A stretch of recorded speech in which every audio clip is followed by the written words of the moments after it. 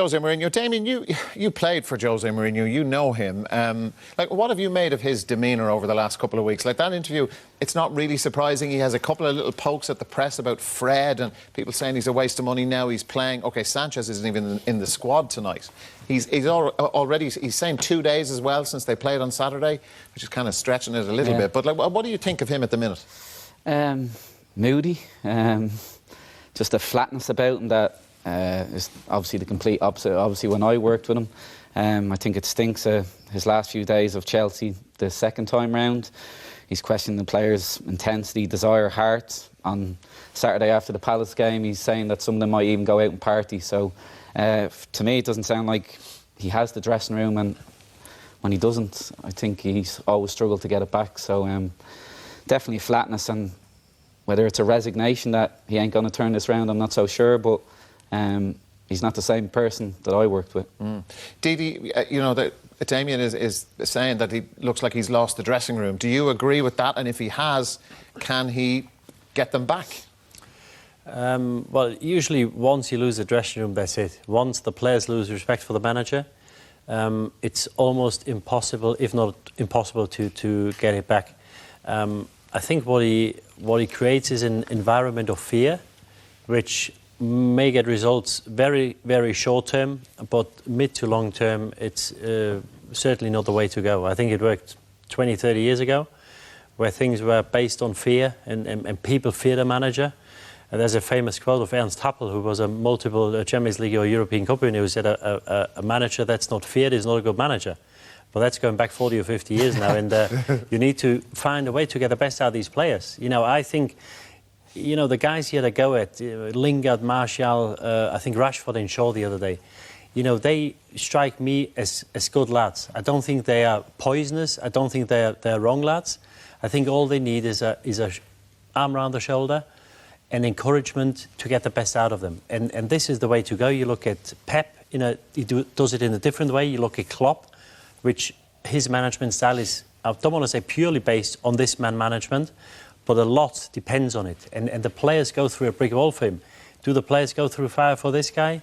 I strongly doubt it, because if you get publicly humiliated by your manager week in, week out, you know, why would you go that extra yard for him? And I think that's the biggest problem he's facing at the moment. And Liam, you had Luke Shaw yesterday saying that, look, you need a thick skin, as Damien has talked about this on this programme before, you need a thick skin to play for this guy. He's kind of come out and publicly hammered Luke Shaw, and he's going, yeah, OK, well, it's made me better because of it. Is that the sort of... like, that's what Mourinho does and has done in the past everywhere he's been? Yeah, he has a track record of you know, confrontation. I would say that's a big word in his makeup. Confronting the players, challenging the players. But he did it in a persuasive kind of way before. Now it seems it's just criticism being fired at them. And in Luke Shaw's case, he was up in front of the journalists and the TV people and so forth. He's not going to say anything else. He's... You know, you're not going to get somebody to come on there and say, look, I really have had a terrible time. But his criticism of Luke Shaw, going back in time, I think was one of the reasons that he has lost the dressing room. That players actually, they gather around one another if somebody's being criticised and they think if it's out of order. But now, as Damien says, he seems to be thrown criticism at a lot more than just one or two. It's everybody now, and it's not working. I watched the game against Crystal Palace on Saturday, and the crowd were very, very unhappy. There's no style to Man United's football, and that's what the club's all about. This is the point you wanted to address now, Damien. You've illustrated this about the Man United way. It's kind of a cliche, but it did suit the attacking football that they played for many years under Ferguson. What is their style now, or is there a style? I don't think they really have an identity. I think they're disjointed. Like I said, an awful watching. Like Diddy says, better without the ball. Long, needless balls. Chris Smalling under no pressure here. And it's like they always want to get rid of it as soon as possible. When I think of top teams, I think of two centre-halves splitting absolutely straight away, give me the ball. Chris Smalling here doesn't want it, Bailly doesn't want it, he's just pulling up the socks. Absolutely no interest. Only one ball forward. Absolutely nailed when at Fellaini. Fellaini does what he does best. And all of a sudden, from having comfortable possession on the edge of your box, Valencia nearly score if it breaks differently. And like I said, style, DNA, goes back to Matt Busby even before. You know, Chris Smalling stepping in. Name one of their 4 centre-halves that step in, you know, with authority, that you can pick a pass, hit a ball into a pocket. Here we go, Sanchez, long ball. If you're going to hit long balls, you can't have the pitch big. No one there to get second balls. And it happens so much in their game. Here it is again, the one time that they do get a second ball, but this isn't Man United. Man United's self-confessed biggest team in the world. Lindelof here, absolutely no pressure again. Goes on his weaker left foot and gives, again, needless ball away. Long diagonal to the smallest man on the pitch. Pogba, can you give it to him? Do you want him on the ball? Yes. Chris Smalling, absolutely no. I'm going to go long again.